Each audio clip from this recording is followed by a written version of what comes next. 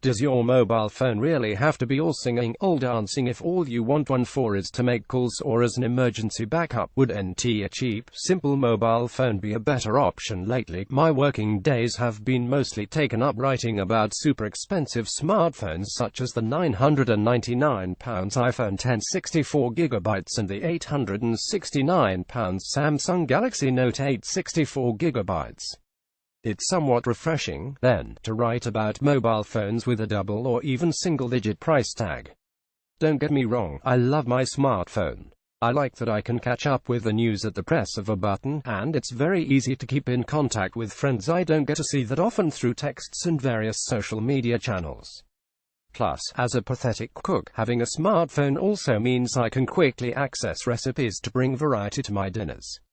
But I do wish all this convenience wasn't so expensive or so distracting. The simple life. This is why I've recently been tempted to buy a cheap simple mobile phone. Granted, most of them are pretty limited, but you may be perfectly happy with one if all you want is to ring family and friends, and send the occasional text. Take the MobiWire Yasha. It has its pros. It costs just £5 and is so compact you'd hardly notice it in your pocket. But it also has its cons. Its 1.8-inch screen is arguably too small, so you might find yourself regularly squinting. And you can't use the internet on it.